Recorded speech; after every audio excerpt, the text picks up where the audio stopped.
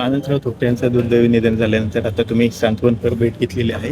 मोठा नेता हरपलाय खरं तर काय कसं शोक वाटतं? खरं तर आपल्या सर्वांना माहीत आहे अनंतरावांचं महाराष्ट्राला आणि महाराष्ट्रातील जनतेसाठी असणारं एक फार मोठं योगदान होतं.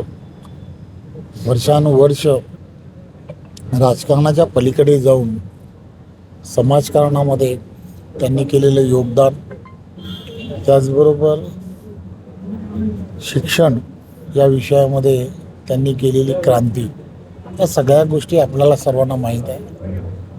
वयवर्ष 94 असताना सुद्धा शेतीबद्दल असणारी त्यांची एक वेगळी आवड होती आणि ते सातत्याने ग्रामीण भागातील असणाऱ्या प्रत्येकाबरोबर त्यांची जोडली गेलेली नाळ असेल ते आणि त्यांचे पुत्र आदरणीय संग्रामजी, ही सर्व मंडळी खाली असणाऱ्या जनतेशी जोडलेली ही सगळी मंडळी होती आणि त्यामुळे अशी माणसं ही क्वचितच जन्माला येतात आणि त्यांच्या जाण्याने समाजातील फार मोठी पोकळी ज्याला म्हणतो ते निर्माण होत असते.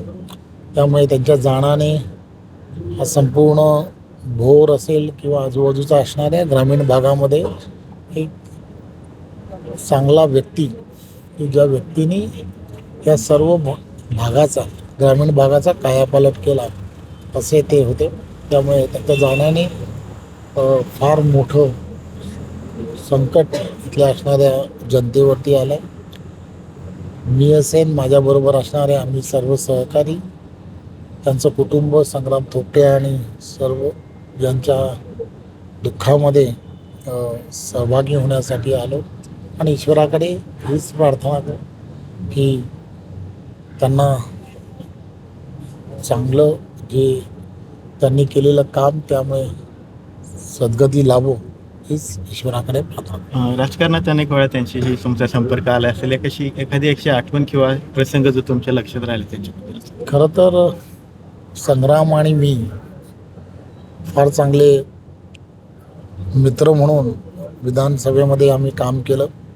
त्यामुळे अनेक वेळेला ज्यावेळेला विधानसभांमध्ये ज्यावेळेला आम्ही लॉबीमध्ये ज्यावेळेला चर्चा करायचो त्यावेळेला अनेक वेळेला इथलं असणारं राजकारण हे आपल्याला सर्वांना माहीत आहे की पुणे असेल किंवा पुण्याच्या आजूबाजूच्या असणाऱ्या या ग्रामीण भागातल्या राजकारणाबद्दल बऱ्याच वेळेला ज्या चर्चा व्हायच्या त्या चर्चा हे अनंतरावांच्या विना किंवा त्यांच्या नाव घेऊन किंवा त्यांची असणारं त्यातलं योगदान किंवा या सगळ्या गोष्टीशिवाय कधीच व्हायच्या नाहीत. त्यामुळे सातत्याने मलाही असं वाटायचं की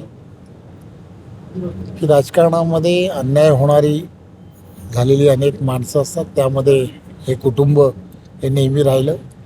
त्यामुळे नेहमीच संग्रामबद्दल आणि आपुलकी हे आमच्या मनामध्ये तेव्हापासून आजपर्यंत हे नेहमी राहील.